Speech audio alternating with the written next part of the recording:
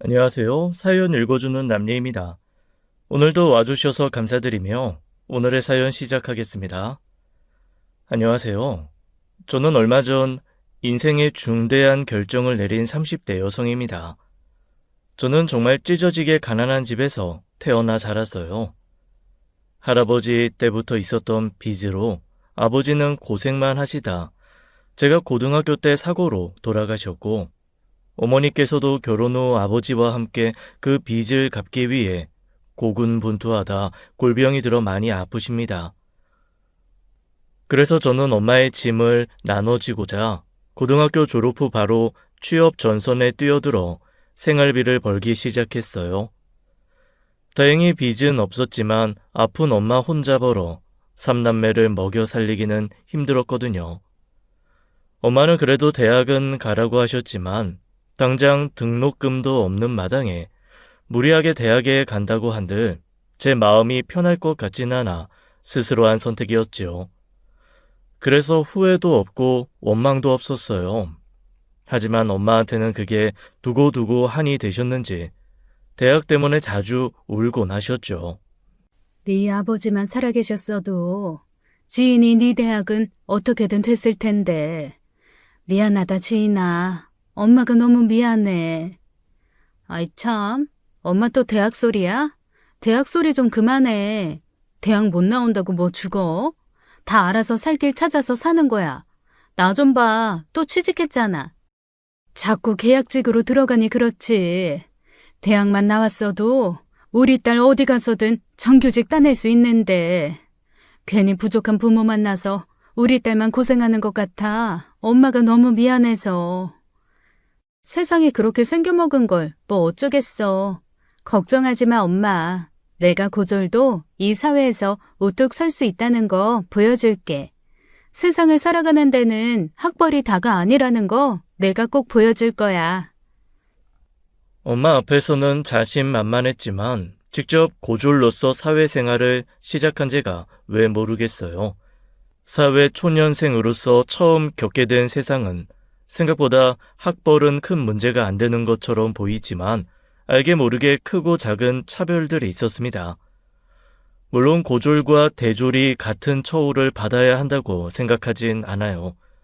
더 많은 돈과 시간을 들인 만큼 고졸보다 더 나은 대우는 자연히 따라오기 마련이죠. 하지만 적어도 인격적으로 무시까지 할 필요는 없잖아요. 첫 직장에서 고졸 계약직으로 들어갔다가 은근히 금 나누기를 하는 대졸 사원들에게 상처받고 계약 기간이 끝나자마자 또 다른 곳으로 취직하게 되었습니다.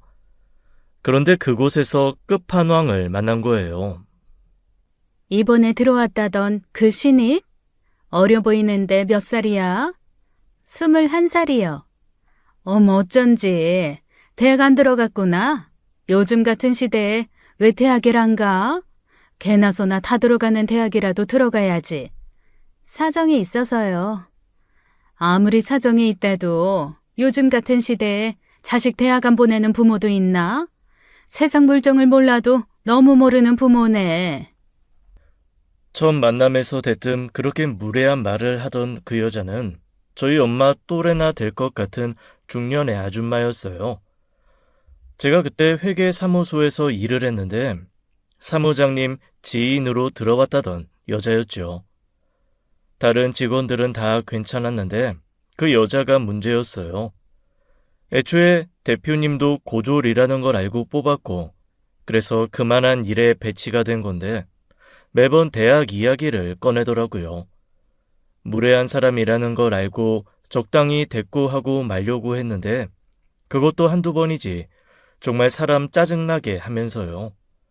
게다가 이상하게 사사건건 제가 뭘 하고 있는지 지켜보는데 처음엔 신입이라 그런 줄 알았습니다. 지인 씨, 아까 어딜 갔다 오는 거야? 근무 시간에 그렇게 왔다 갔다 해도 되나? 사무장님께서 은행 갔다 오라고 시키셔서 갔다 온 건데요. 아, 그래? 그럼 나한테 말을 하고 가야지. 주임님한테요? 왜요? 사무장님이 다녀오라고 하셨으면 그냥 다녀오면 되는 거 아니에요? 지은 씨, 아직 어려서 뭘 모르는 것 같아서 말해주는데 직장 생활 그렇게 하는 거 아니야. 상사가 이렇게 하세요라고 하면 네 알겠습니다. 그 한마디 하고 따르면 되는 거라고. 그렇게 불필요한 말에 물음표 붙여봤자 지인 씨한테 도움될 거 없어. 앞으로는 어딜 가든 나한테 말하고 가고, 알았지? 여자는 웃으며 저를 가르치려 들었습니다. 상사라면 마땅히 가르침을 받아야 마땅하겠지만 저도 회사 생활 며칠 해보니 그 여자의 포지션을 알게 됐거든요.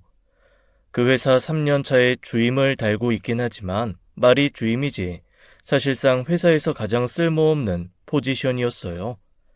회계 프로그램을 다룰 줄 아는 것도 아니었고 하다못해 엑셀도 못 다루는 사람이 무슨 주임인가요?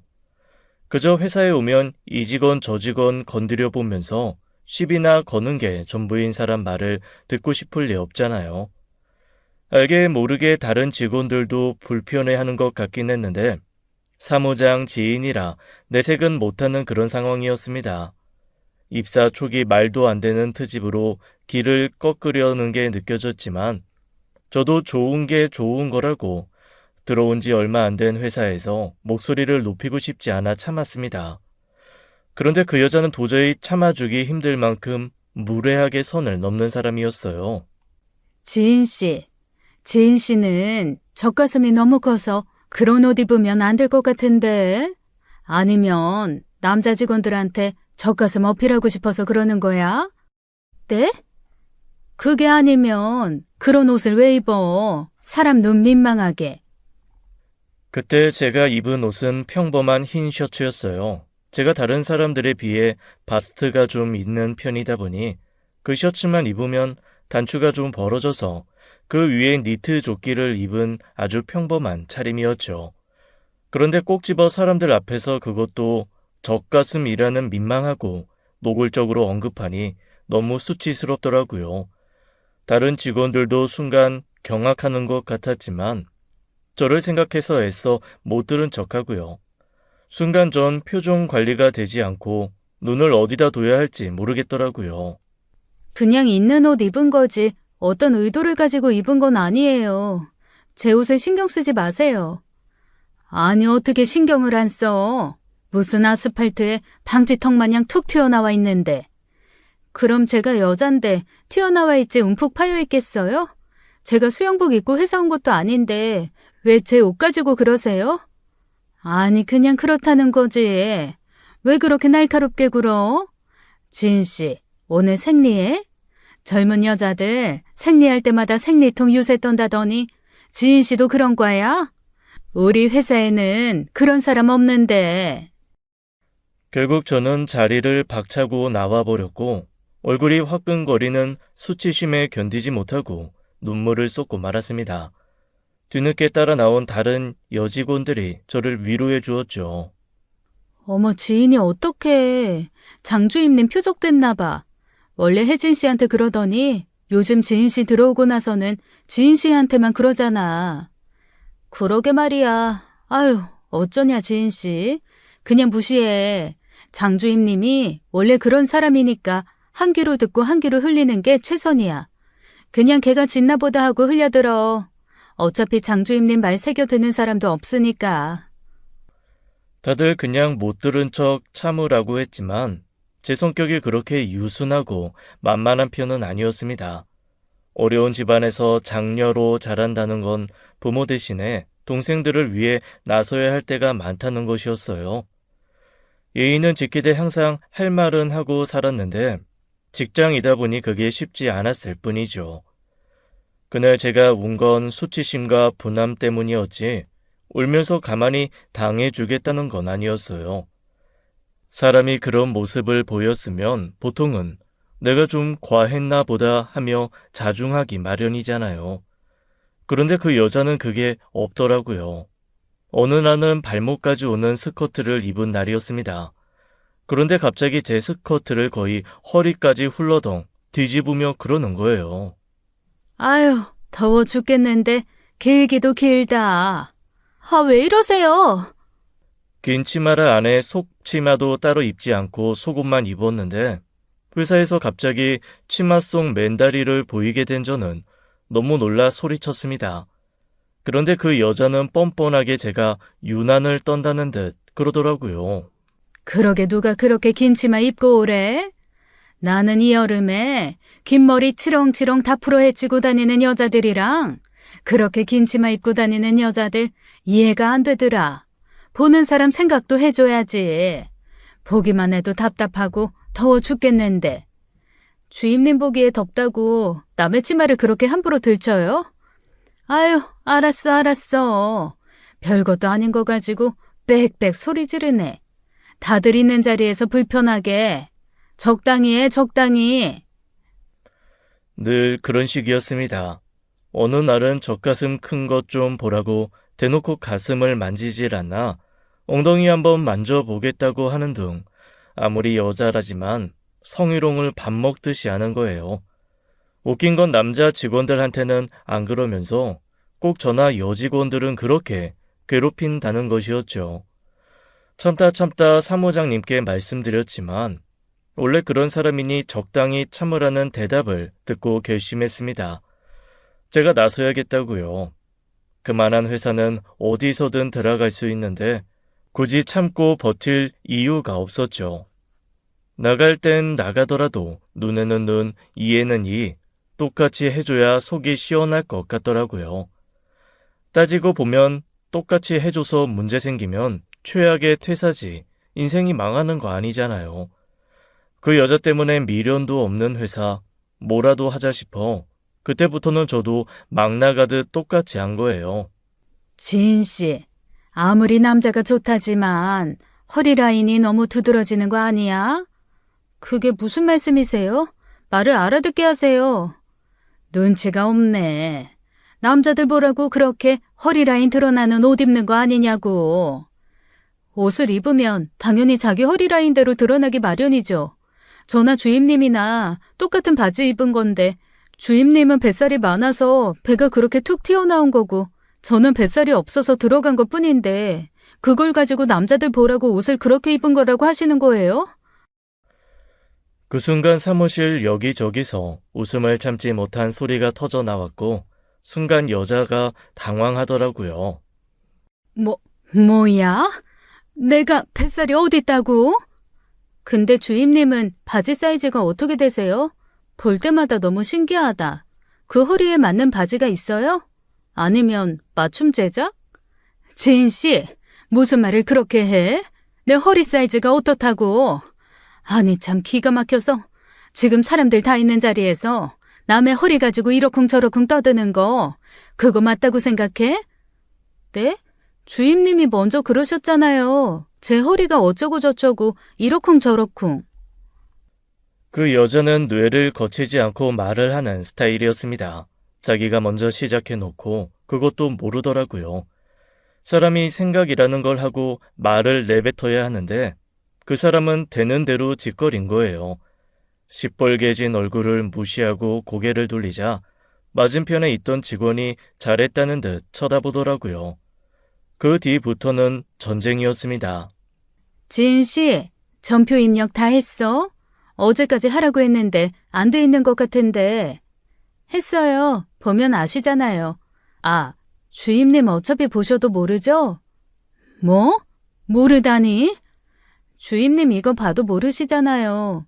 근데 왜 물어보세요? 제가 보여드리면 이해는 하세요? 어차피 여기 아니어도 갈 곳 많다. 그만둬도 나한테 손해 아니다. 그 생각으로 다니니 회사도 다닐만 나더라고요. 그 여자가 한마디 하면 전 두마디 했고 그 여자가 대로 주면 저는 말로 받아쳤습니다. 저는 사과 한마디면 그만뒀을 거예요.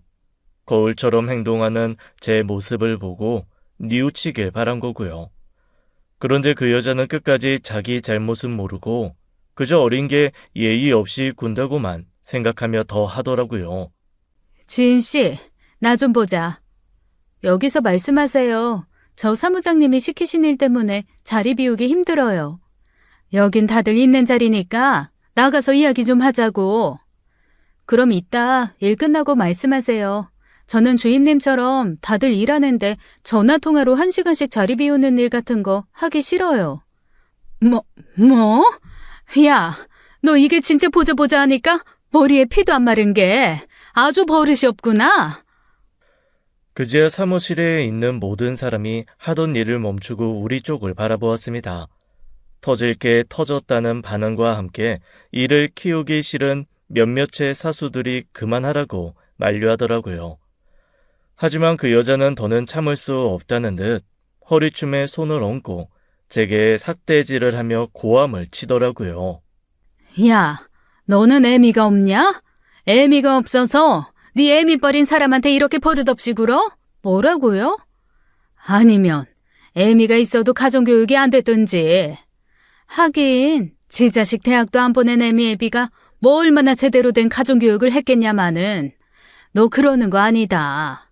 그런 행동이 다 네 부모 얼굴에 먹칠하는 거야. 알아?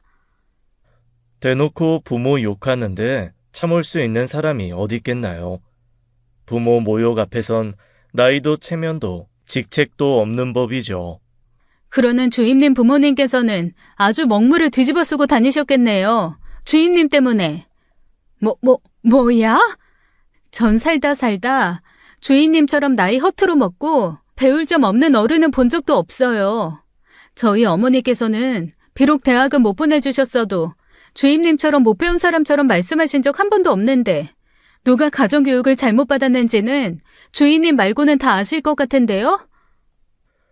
그때였습니다.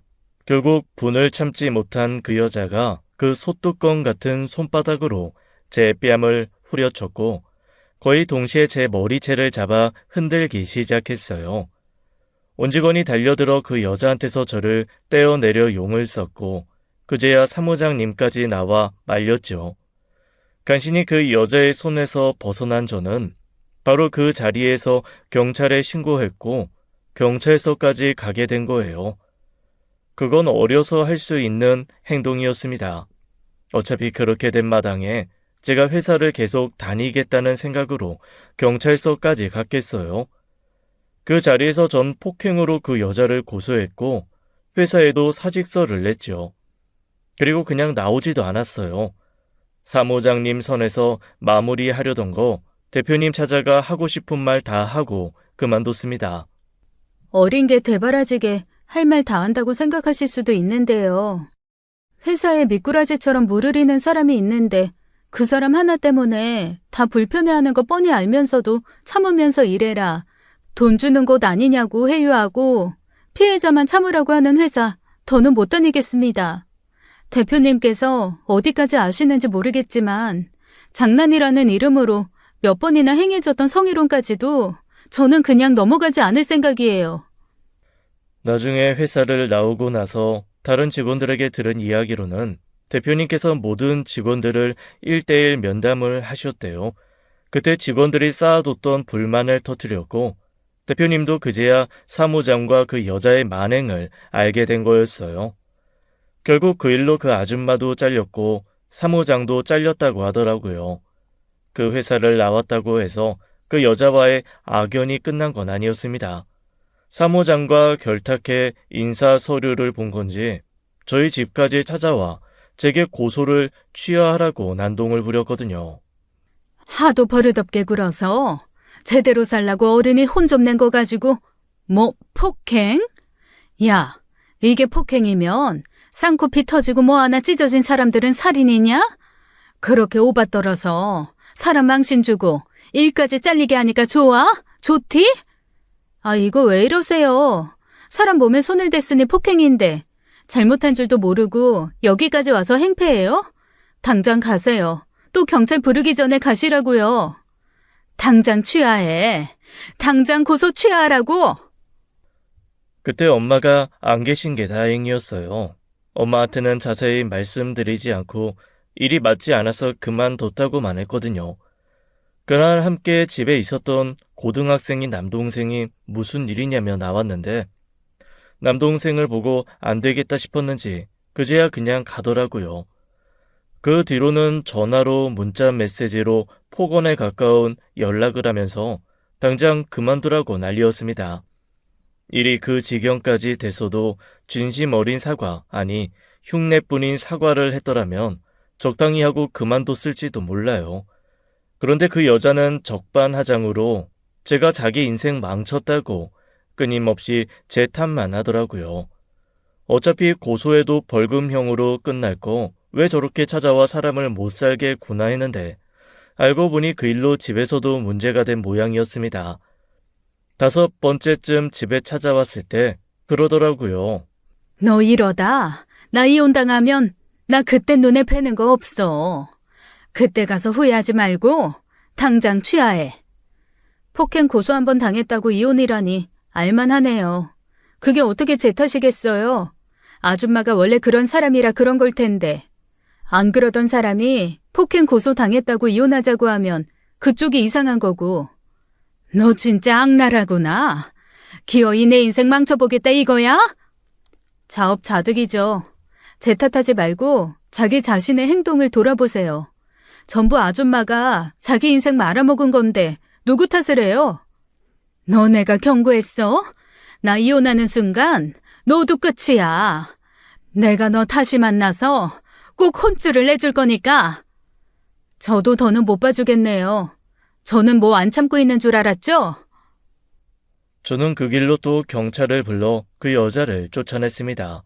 스토킹으로도 고소장을 넣었죠. 여자는 자기가 할 말이 있어서 찾아간 거라고 난동을 부렸지만 상대가 원치 않는 방문이 지속될 시 죄가 될 수 있다는 건 절대 인정하지 않았어요. 결국 고소장이 들어가고 나서야 그 여자 얼굴 볼 일도 없어졌죠. 제 인생에 그렇게 최악의 인간은 처음이었습니다. 신년 액땜이 아니라 인생 액땜을 한 거라고 생각하고 앞으로는 그런 사람을 만나지 않길 간절히 바랬죠. 하지만 그 여자는 생각보다 더 나쁜 사람이었어요. 잊힌 악연이 될 수 있었는데 다시 내 인생에 나타나 끝까지 자기 무덤을 파더라고요. 어쨌거나 고소로 벌금형이 선고되었다는 소식을 듣게 된 후 어느 날이었습니다. 전 회사 대표로부터 연락이 온 거예요. 잠깐 시간 좀 내주었으면 좋겠다는 말에 나갔더니 대표님께서 허리를 숙여 사과하더라고요. 몰랐다는 말은 변명받게 되지 않으니 하지 않을게요. 이런 일이 있을까봐 사원들 전부 내 손으로 뽑았는데 장성자는 사무장 부탁으로 특별히 데려온 사람이었거든요. 사무장 믿고 별 문제 없을 거라고 생각했었는데 너무 일 핑계로 사원들 못 챙긴 것 같아 미안하네요. 법의 힘을 빌린 만큼 문제 있다는 걸 인지하지 못했던 거 진심으로 사과할게요. 아니에요. 바쁜 대표님께서 어떻게 그런 일까지 일일이 알겠어요. 전 사무장님한테 말씀드리면 대표님도 자연히 알 거라고 생각했었는데 사무장님이 그분과 완벽하게 한패였을 거라곤 생각지도 못했어요. 저도 이 일로 많이 배웠고 괜한 무리를 일으킨 것 같아서 대표님께도 죄송합니다. 이렇게 따로 사과해 주셔서 오히려 감사해요. 다른 직원들한테 물어보니 지은 씨가 일을 꽤 잘했다고 하더라고요. 사무장이랑 장성자 씨가 없다고 해서 돌아와 달라고 하는 건 양심 없는 일 같고 대신 내가 아는 사람 회사에 지은 씨 추천 좀 하려는데 어때요? 아직 일 구한 거 아니면 거기로 가봐요. 하던 일도 비슷해서 업무 때문에 적응하기 힘들진 않을 거예요. 생각지도 못하게 대표님의 배려 덕분에 더 좋은 조건의 직장에 입사할 수 있게 된 거예요. 어떻게 보면 낙하산으로 계약직도 아닌 정규직이 된 셈이었지만 고졸 포지션이라 그런지 다른 직원들도 별로 개의치 않는 것 같았습니다. 덕분에 빠르게 일 처리를 찾아 회사에 적응할 수 있었어요. 다행히 그곳은 그 여자처럼 무례한 직원들이 없었고 좀 무난한 회사 생활을 할 수 있었죠. 그러다 우연히 고객으로 만난 남자와 연애도 하게 된 거예요. 처음엔 고객이라는 이유로 거리를 뒀는데 꾸준히 찾아와 그야말로 물량 공세, 애정 공세를 퍼부었습니다. 더운 날엔 커피 사다 주고 추운 날엔 앞에서 기다렸다가 퇴근하는 제 주머니에 따뜻한 캔커피 넣어주면서요. 부담스럽다 고객이랑 연애한다는 이유로 직장에 밉보일까봐 걱정된다고 거절도 했지만 여러 달 꾸준한 모습을 보이는 남자친구에게 넘어간 겁니다. 소개팅과 짧은 연애 2번이 전부였던 저에게 왜 저렇게 잘해주나 싶을 정도로 과분한 사랑을 주는 사람이었어요. 그래서 저도 마음을 열게 되었고 저희 집안 사정까지 오픈하게 된 거예요. 사실 나 연애할 만큼 여유 있는 사람은 아니야. 엄마는 아프셔서 주기적으로 병원 다니셔야 하고 이제 대학생 된 동생이랑 아직 고등학생인 동생도 있고. 그랬구나. 그래서 지인이 네가 그렇게 책임감이 강한 거였어. 남다른 책임감을 가졌다 싶었는데 다 이유가 있었구나. 그게 아니라 남들처럼 평범한 연애를 하려면 내가 아니라 다른 사람이랑 하는 게 좋을 것 같아서 그래. 마음 더 깊어지기 전에 정리가 필요하면 정리하는 게 좋겠다는 생각에서 말하는 거야. 남들처럼 평범한 연애가 뭔데. 지금처럼 일 끝나면 만나서 영화도 보고 저녁도 먹는 데이트 정도는 할 수 있잖아. 집에 들어가는 돈 때문에 그러는 거면 내가 다 부담할 수 있어. 그건 아니지만 그냥 미래를 함께하기 힘든 사람이라는 걸 이야기하고 싶은 거야. 지안아, 우리가 나중에 어떻게 될지는 모르겠지만 그건 우리가 지금 헤어져야 하는 이유가 되지 않는다고 생각해. 너는 그렇게 동생들이랑 엄마, 네 가족들을 위해서만 살 거야? 결국 동생들도 다 자라서 자기 인생 찾아갈 텐데 그때도 동생들 바라보고 살래? 가족을 위해 사는 거 대단하고 멋진 일이야. 하지만 너를 위해서도 살아야 하지 않겠어? 남자친구는 제 사정을 다 이해해주는 사람이었습니다.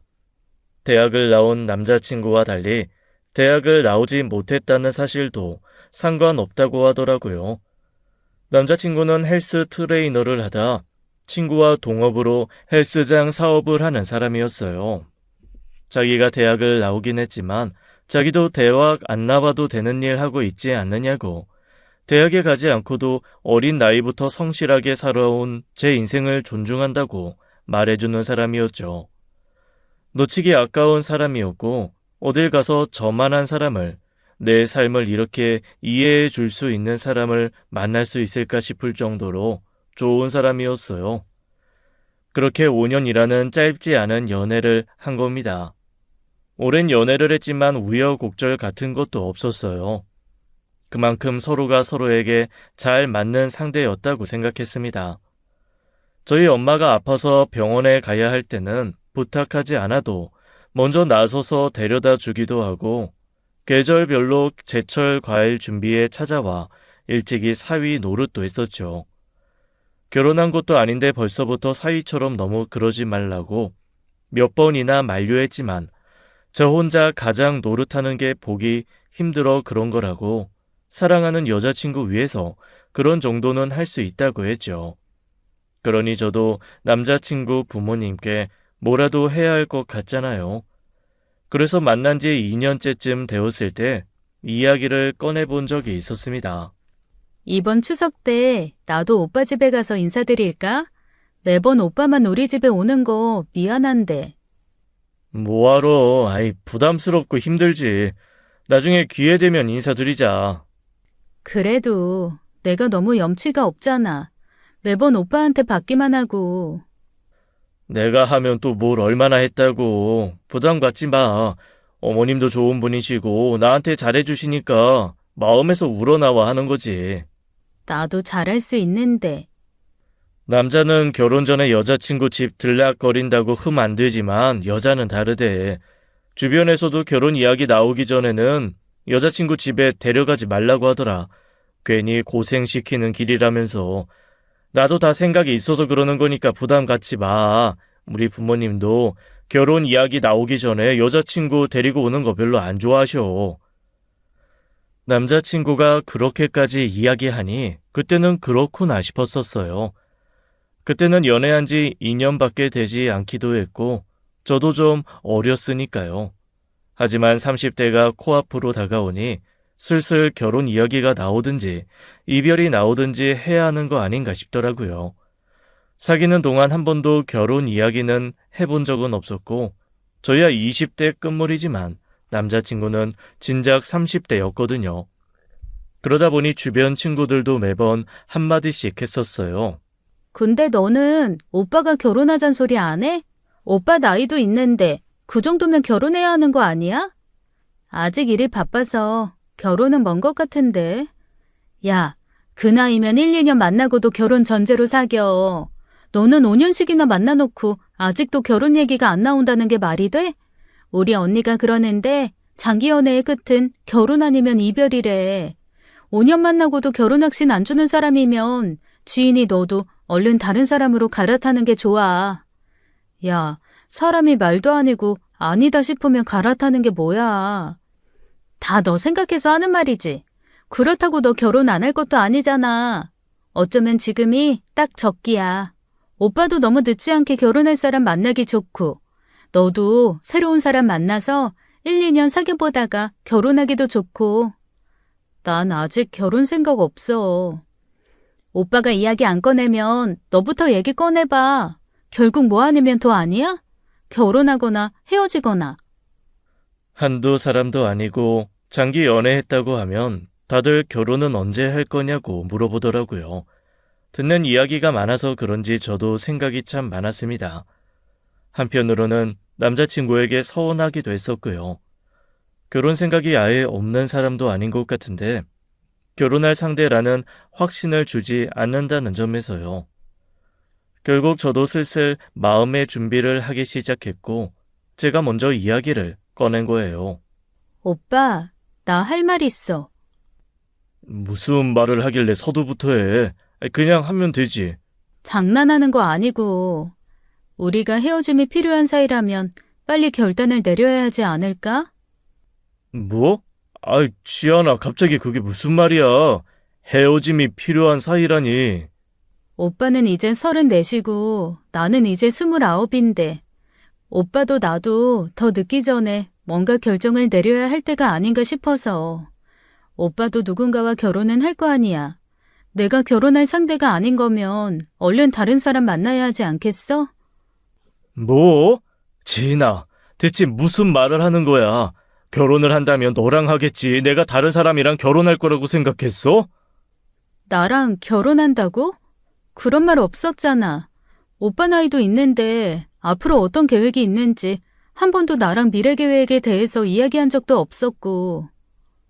그거야. 아이, 지금 내가 상황이 좋지 않으니까 당장 결혼할 수 있는 상황은 아니라서 안 꺼낸 거지. 오빠 상황이 어때서? 사업도 잘 되고 일도 잘 된다고 좋아했잖아. 내가 비록 돈을 많이 모은 건 아니지만 둘이 함께 시작하는 데 있어서 욕심내는 사람도 아니고 나를 잘하는 만큼 경제적인 문제가 결혼에 걸림돌이 되진 않는다고 생각하는데. 알지. 근데 나도 사정이 있어서 그런 거야. 절대 너랑 결혼할 마음이 없어서 그런 게 아니라. 아, 지안아, 미안해. 네가 그렇게까지 진지하게 고민하고 있을 줄은 몰랐어. 내가 미리 말했어야 하는데. 오빠 사정이 무슨 사정인진 모르겠지만 오빠도 나도 확실히 해야 한다고 생각해. 나도 결혼 생각이 아예 없는 것도 아니고 나이도 있으니까 차차 미래를 생각할 수 있는 사람을 만나야 할 것 같아. 엄마도 은근히 물어보시는데 그럴 때마다 뭐라고 해야 할지도 모르겠고. 우리가 너무 오랫동안 당연하게 만나서 미처 생각하지 못한 부분이 있을지도 몰라. 잠깐 생각할 시간을 갖는 게 어때? 지인아. 떨어져서 지내보고 내가 오빠한테 진짜 필요한 사람인지 아닌지 생각해보는 것도 좋다고 생각해. 헤어지자는 게 아니라 그만한 기회를 갖자는 거야. 저는 그런 시간이 필요 없다는 남자친구를 설득해 시간을 가져보기로 했습니다. 저도 남자친구와의 관계를 객관적으로 생각해 볼 시간이 필요하다고 생각했거든요. 어렸을 때야 결혼은 먼 이야기였지만 30대가 가까워지니 친구들 말대로 결단이 필요하다고 생각했어요. 그렇게 일주일쯤 남자친구와 연락을 하지 않고 지냈을 거예요. 할 말이 있다는 남자친구의 연락에 나갔더니 차 안에서 한참 뜸을 들이더라고요. 그게 끝이거나 시작이 될 거라고 생각은 했지만 그때만 해도 제 앞에 기다리는 건 오랜 연애의 끝이라고 생각했죠. 그만큼 연애하는 동안 남자친구가 결혼에 대한 그 어떤 말도 하지 않았던 거예요. 그런데 남자친구가 꺼낸 말은 너무나 뜻밖의 것이었습니다.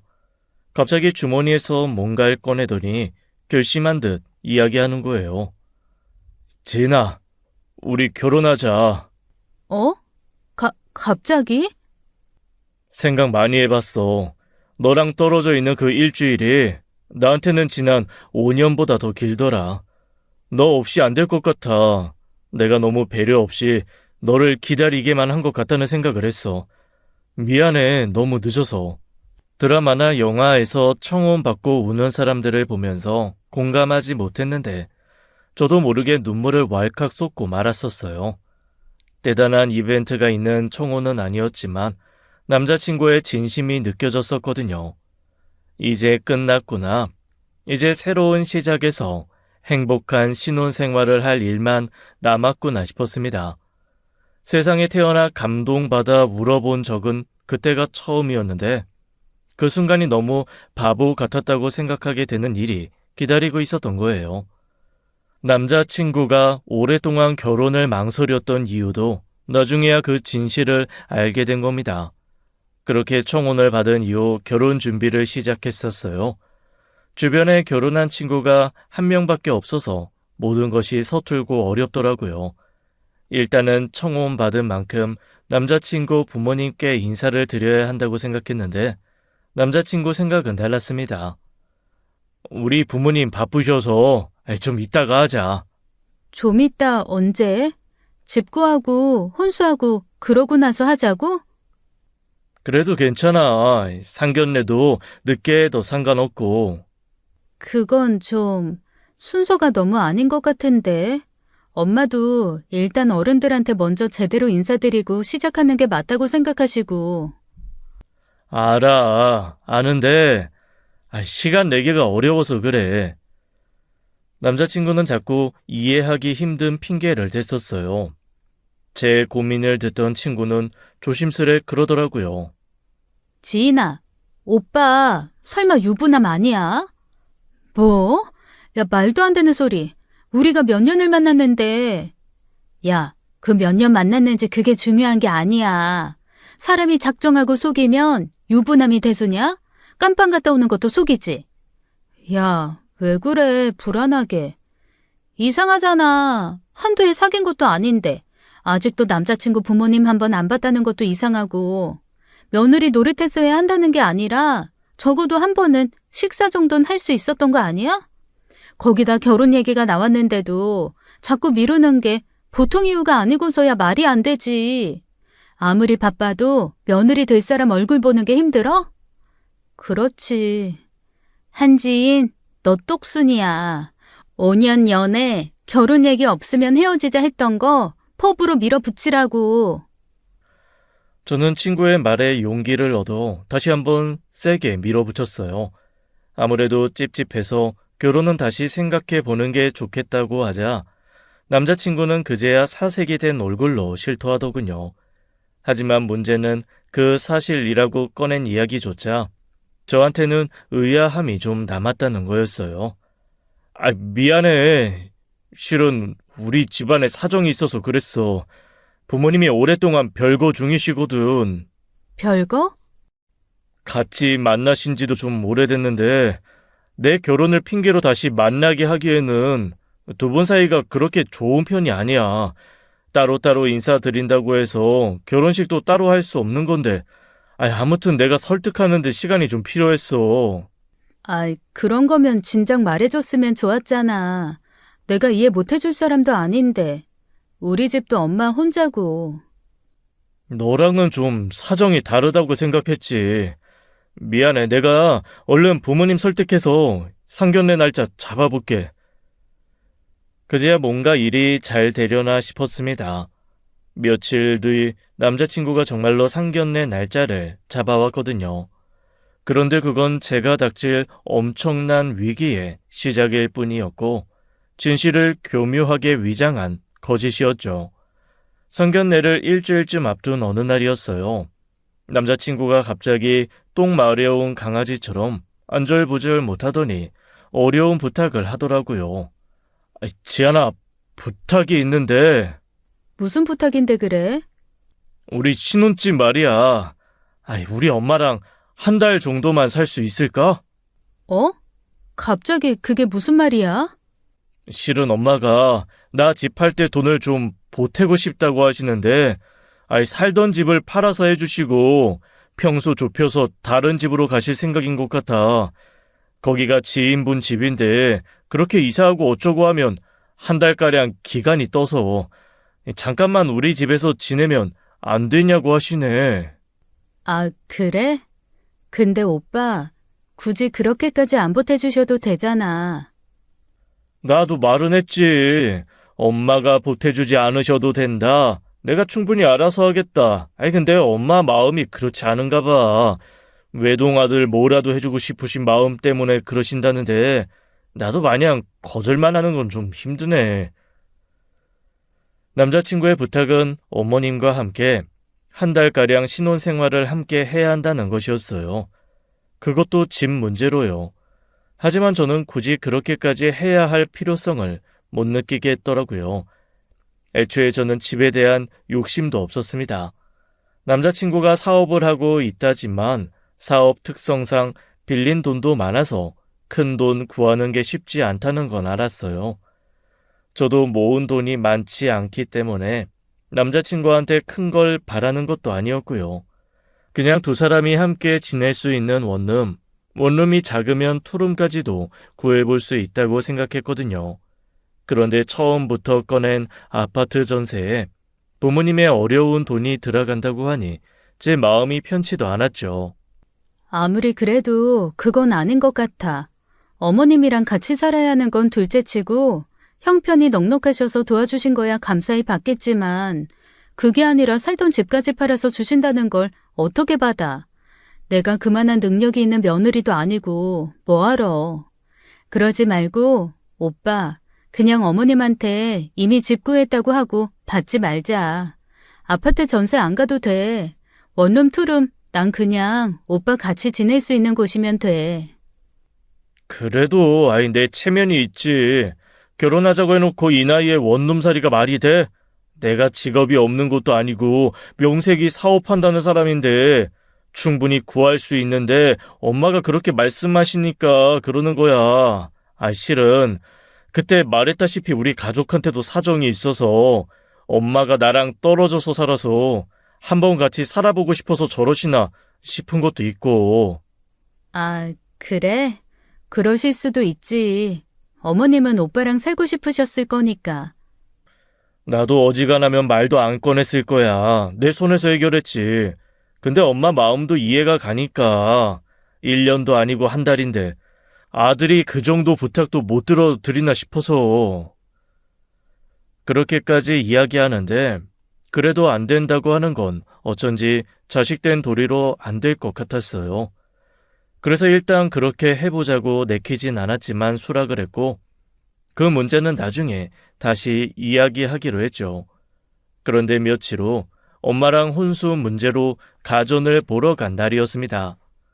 남자친구에게도 미리 이야기했었는데 그래도 같이 살 집인데 남자친구 의견도 필요하다 싶어 연락을 했거든요. 오빠, 사진 봤어? 엄마가 냉장고는 해주시고 싶다고 하셔서 보고 있는 중인데 어때? 냉장고? 지은아, 냉장고 안 사도 돼. 내가 말을 안 했구나. 엄마가 냉장고는 해주신다고 하셨거든. 냉장고랑 옷장은 따로 안 해도 될 것 같아. 어? 아, 그래? 혹시 어떻게 하실 건지 여쭤봤어? 색상이나. 글쎄, 엄마한테 물어보고 말해줄게.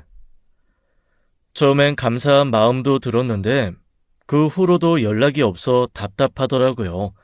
디자인이나 색상이 궁금했지만 받는 입장에서 꼬치꼬치 캐묻기도 좀 그렇고요.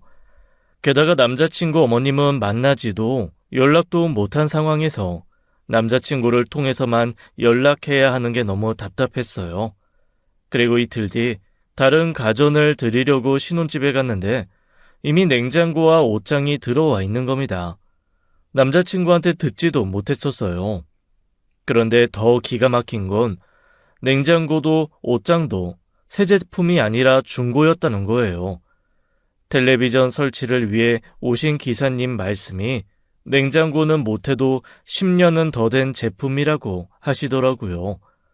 상아색이었는데 오랜 세월의 빛발에 누런색이 된 그런 냉장고였어요. 오빠, 어머님이 해주신다고 하셨던 냉장고 말이야. 그거 이미 집에 들어와 있는데 봤어? 그래? 몰랐어. 안 그래도 엄마가 비밀번호 물어보시긴 하던데 넣어놓고 나한테 말씀도 없으셨나 보다. 근데 냉장고가 쓰던 건데? 어? 그럴 리가. 잘못 본 거 아니야? 어디 옮기다가 흠집 나서 그렇게 보이는 거 아니야? 내가 아무리 그런 것도 구별 못할까 봐? 딱 봐도 10년은 좋게 쓴 냉장고야. 집에 오신 기사님도 모델 자체가 구형이라고 하시고, 게다가 옷장도 너무 올드해. 색깔도 디자인도. 미안, 지인아. 내가 엄마한테 연락하고 다시 연락 줄게. 남자친구는 급하게 연락을 끊었고 저는 착잡한 마음으로 오래된 냉장고와 장롱을 바라보고 있었어요. 그때는 그게 무슨 의미인지 바로 알아채기가 힘들더라고요. 한 번도 만난 적은 없지만 이 결혼이 못마땅해 그러시나 싶고요. 어쩌면 결혼이 코앞이 되도록 저를 만나지 않으려고 하시는 게 실은 결혼을 반대하기 때문이 아닌가도 싶었습니다. 남자친구 고집을 꺾지 못해 그렇게라도 어깃장 놓고 싶어 그러시나 싶었거든요. 결국 남자친구가 오래된 냉장고와 옷장은 신혼집에서 빼면서 문제는 해결됐지만 그 뒤로 따로 받은 연락도 없었어요.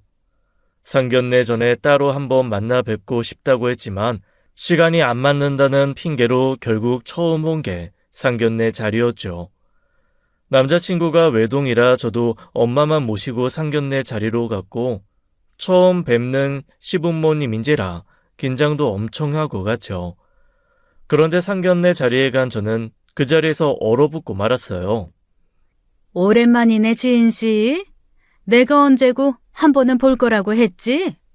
우리 경표가 내 말을 참 잘 들어. 오랜 기억 속에 파묻혀 거의 기억도 안 나던 그 여자가 제 눈앞에서 그것도 제 남자친구 어머니로 앉아있는 거예요. 순간 온몸에 소름이 돋을 만큼 놀라 아무 말도 하지 못했죠. 그런데 여자는 모든 걸 알고 있었다는 듯 해실해실 웃으며 앉으라고 손짓하더라고요. 제가 더 놀란 건 그 옆에 앉아있던 남자친구의 태도였습니다. 보통은 자기 어머니가 한 번도 만난 적 없는 여자친구한테 그런 식으로 인사를 하면 놀라긴 마련이잖아요. 그런데 하나도 놀란 기색 없이 다소 불편한 표정으로만 앉아있는 거예요. 순간 무서운 생각이 들면서 저는 그 자리에 앉아있을 수가 없었죠. 궁둥이를 붙이기도 전에 자리를 박차고 나올 수밖에요. 그러자 엄마도 무슨 일이냐고 따라 나오고 남자친구도 따라 붙었죠. 진아! 이거다. 오빠 다 알고 있었지? 그래서 자꾸 만남을 미뤘던 거였어. 맞지? 진아, 그게 아니라... 언제부터야? 언제부터 오빠 엄마랑 내 관계 알고 있었어? 그게... 설마 아니지? 처음부터였던 거 아니지? 믿을 수 없다는 제 표정에도 남자친구는 대답을 하지 못했습니다. 그러니까 남자친구는 처음부터 저와 그 여자 관계를 알고 있었던 거예요. 정확히는 그 여자가 저한테 자기 아들을 붙인 거였습니다. 처음엔 엄마 부탁이었어. 웬 정신 나간 여자 때문에 고소당해 힘들어하는 엄마 보기도 힘들었고 그것 때문에 아버지랑 이혼한 걸 보고 나도 복수하고 싶은 마음에 시작한 건 사실이야. 뭐라고? 정말로 5년 전부터, 이 모든 게 5년 전부터 시작된 일이라는 거야? 하지만 진심이 아니었던 건 아니야. 엄마 말만 믿고 너한테 접근해서 너를 알게 된 후로는 엄마 말이 틀렸다는 걸 알았어. 그래서 엄마한테도 1년도 안 돼서 헤어졌다고 거짓말했었고, 그래서 결혼이 늦어질 수밖에 없었어. 우리 관계를 엄마한테 어떻게 설명해야 할지도 모르겠고, 너한테도 어디서부터 어디까지 솔직해야 할지도 몰라서. 기가 막혀 정말. 어떻게 사람을 얼마나 등신천치로 봤으면 그런 짓을 해. 어쩔 수 없었어. 나도 첫 단추를 잘못 꿰인 거 인정할게. 하지만 그 뒤로는 하루도 진심이 아닌 적이 없었어. 싸가지도 개념도 없다는 엄마 말과 다르게 너는 책임감도 강하고 예의도 바르고 인간 대 인간으로서 존경할 만한 부분도 있었다는 것도 다 진심이었다고. 그걸 어떻게 믿어? 지금 이 상황에 나보고 그 말을 믿으라고? 무서워. 정말 소름 끼칠 정도로 무서워. 어떻게 그걸 숨기고 지금까지 5년이 넘는 시간 동안 사람을 기만할 수가 있어? 남자친구는 급기야 그 자리에서 무릎을 꿇었습니다. 그 뒤로 그 여자와 남자친구의 아버지까지 나와 무슨 일인가 싶어 쳐다보고 있었어요. 같이 살자는 건 뭐야? 다 알면서 저 여자랑 한 달 동안 같이 살자고 했던 건 뭐였어?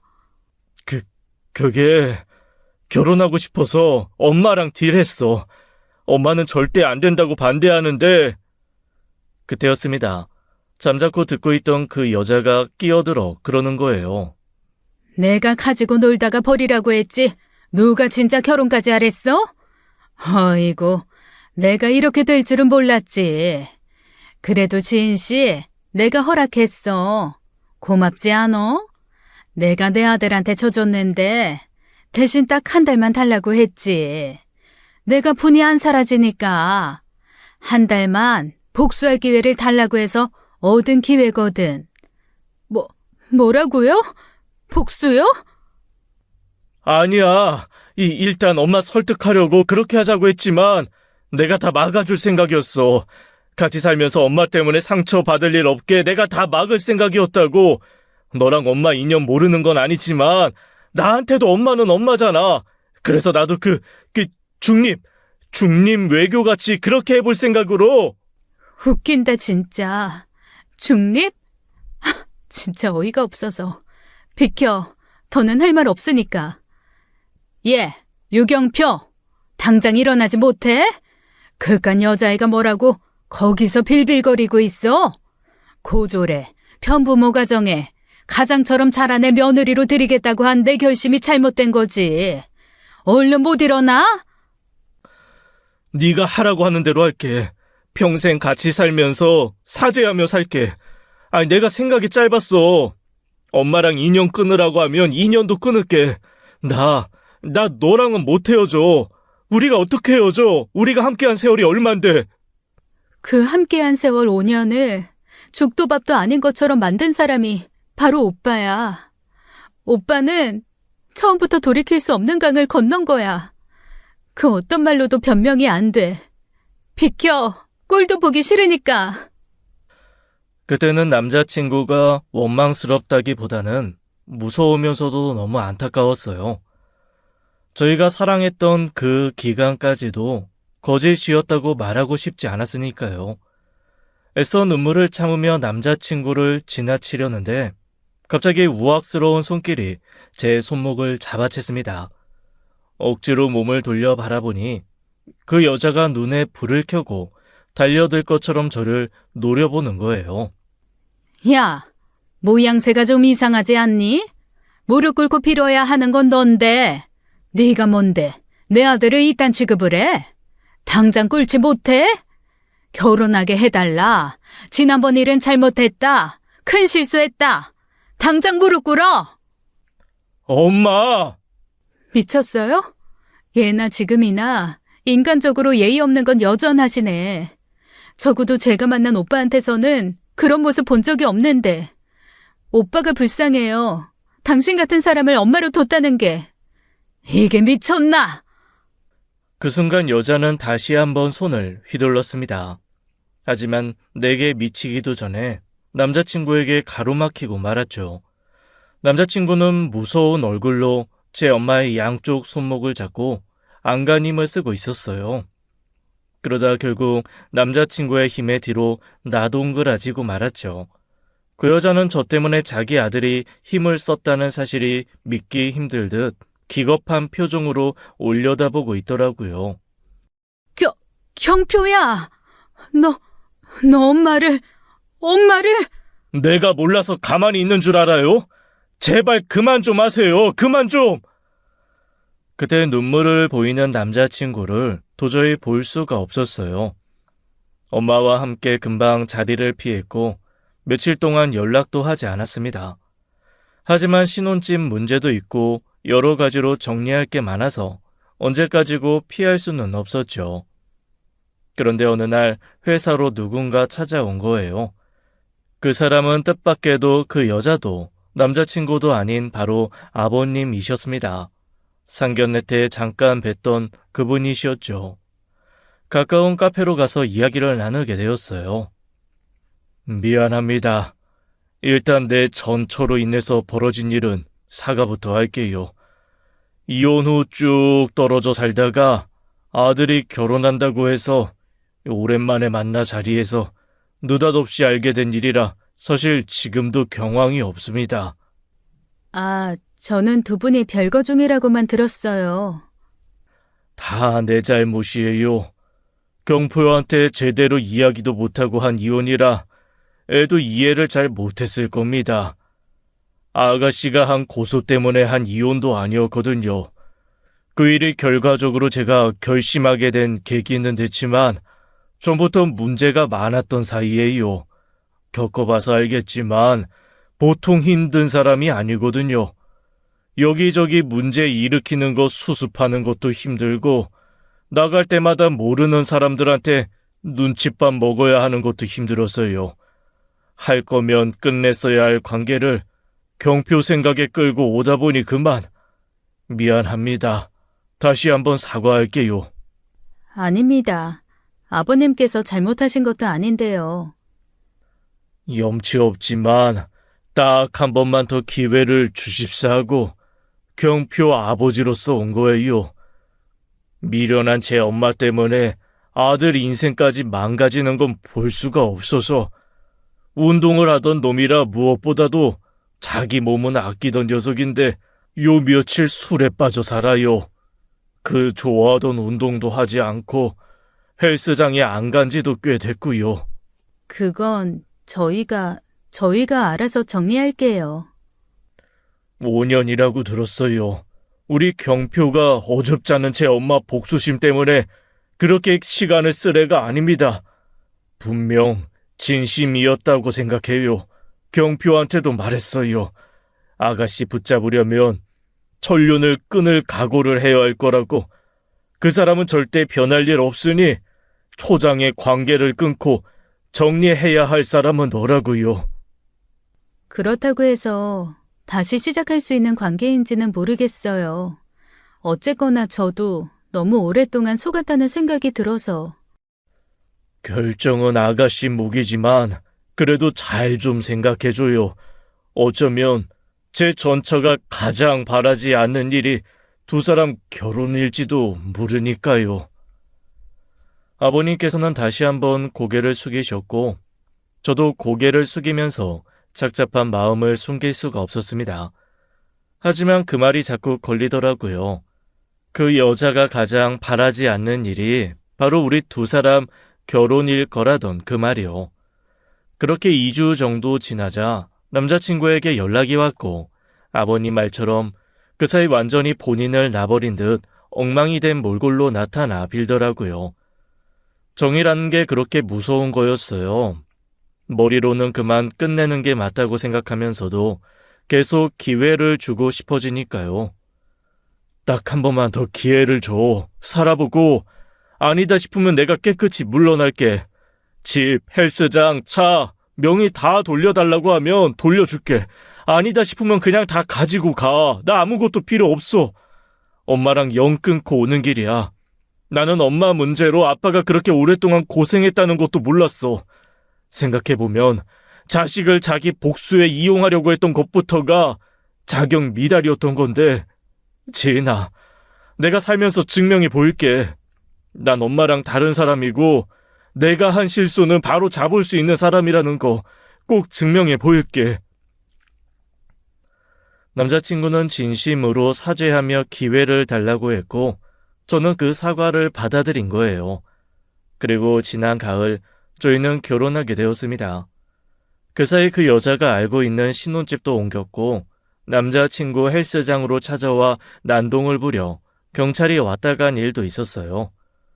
우여곡절이 많았지만 전 남자친구를 믿어보기로 했습니다. 그게 그 여자가 바라지 않는 일이라면 더더욱 그럴 가치가 있다는 생각도 들었고요. 그 여자 때문에 만나게 된 관계라고 해서 그 여자 때문에 헤어질 필요도 없으니까요. 졸지에 이혼의 절연까지 혼자가 된 건 그 여자라 눈물바람으로 남편을 찾는다고 들었습니다. 하지만 한 번도 흔들리지 않더라고요. 사랑은 둘째 치고서라도 자기 엄마한테 큰 실망을 했으니 그랬겠죠. 그래도 천년이라고 언젠고 다시 관계가 달라질지도 모른다는 생각은 하고 있어요. 남편에게도 이야기했습니다. 그런 상황이 온다면 이해는 하겠지만 전 뒤도 돌아보지 않고 이 관계를 포기하겠다고요. 남편은 절대 그럴 일은 없을 거라고 했죠. 저도 부디 그럴 일이 없길 바랄 뿐입니다. 지금까지 사연 읽어주는 남녀였습니다. 끝까지 함께 해주신 여러분 감사드리며 저희는 다음 사연으로 돌아올게요. 감사합니다.